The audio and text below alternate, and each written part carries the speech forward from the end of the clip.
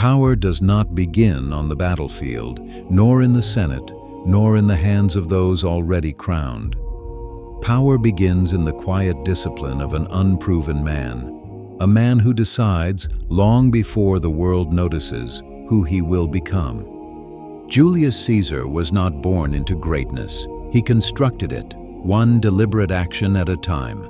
Before Rome feared him, before his legions revered him, he lived by a principle most men never understand.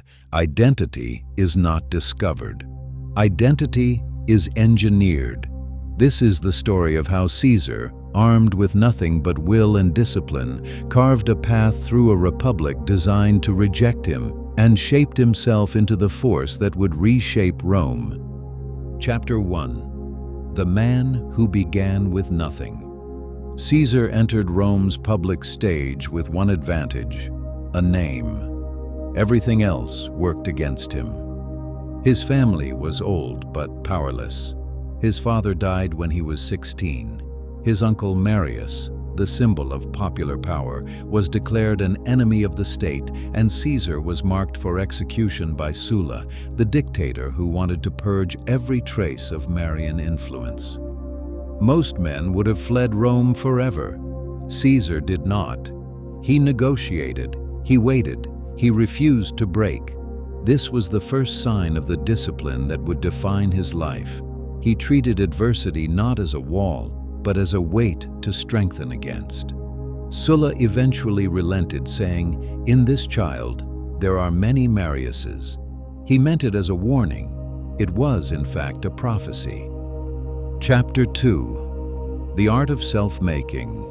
Freed from danger but stripped of wealth, Caesar did something rare among Roman nobles. He rebuilt himself from zero. He trained his voice. He disciplined his body. He studied rhetoric with a rigor that bordered on obsession. Everything was intentional. Everything served a future identity he had not yet revealed. Most Romans relied on tradition to elevate them. Caesar relied on craft. He understood a principle that separates the exceptional from the ordinary. If power does not recognize you, you must engineer yourself into someone it can no longer ignore. So he became impossible to ignore. Chapter 3. The Strategy of Visibility. Caesar's early career appears dramatic only on the surface. In truth, it was methodical. He prosecuted corrupt governors not out of outrage, but calculation. He sought offices that seemed beneath his class because each one widened his footprint with precision, and he aligned himself with the people, the populares, not because he believed in populism, but because it was the one path no aristocrat dared to command. He expanded into the empty space others feared. This gave him presence, the first currency of Roman politics. The second currency was memory. Caesar ensured Rome remembered him. He dressed with a distinct elegance. He spoke with a clarity that cut through the Senate's noise. He carried himself with a confidence that felt inevitable. Presence and memory. Visibility governed by discipline. Chapter 4.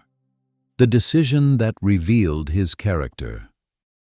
Then came the moment that truly defined him. At 25, Caesar was captured by pirates.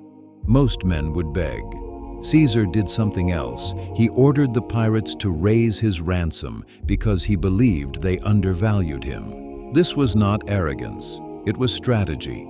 By demanding a higher price, he shaped their perception, and more importantly, shaped his own. Even in captivity, he refused to act like a captive. He joked with them, lectured them, warned them calmly that he would one day return and execute every one of them. When he was freed, he did exactly that. This episode is not about violence. It is about identity. Caesar did not perform power. He practiced it, even when he had none. Chapter 5. Discipline as Momentum. As Caesar matured, his discipline evolved into momentum. He spent beyond his means, not out of extravagance, but investment. Every coin bought loyalty. Every favor built obligation. Every alliance extended his reach. Rome saw recklessness. He saw architecture. He understood that power is not accumulated, it is arranged, and each piece he arranged made the next move appear natural. By the time he sought the consulship, his ascent no longer felt ambitious. It felt unavoidable. This is what discipline looks like when applied over decades, a path so straight that others mistake it for fate. Chapter 6. The internal engine of his rise. What truly lifted Caesar was not genius or boldness or even courage. It was something quieter. A disciplined inner code. 1. Control perception. Never let others define your image. 2. Cultivate allies, not through fear, but through obligation. 3. Advance deliberately, never rush, but never stall. 4. Maintain composure. Power respects calmness, not noise. 5. Act with inevitability. Behave as if the future already belongs to you. Caesar mastered these long before he mastered legions. His military greatness did not create his rise, it merely revealed it. Chapter 7. The shift from ambition to destiny. As he gained command in Gaul, Caesar did not become a different man. He became a larger version of the same disciplined engine. He woke before his men, marched farther, endured more, spoke less, commanded through presence, not theatrics. Victory after victory was not a surprise. It was the natural extension of the identity he had already carved. By the time he stood at the banks of the Rubicon, Caesar was not deciding whether to cross. He had crossed long before in every disciplined choice that brought him to that moment. The world simply caught up to the man he had already become. Chapter 8. The lesson. Caesar's rise is often told as a tale of ambition, but ambition is loud, reckless, and easily broken. What lifted Caesar was quieter.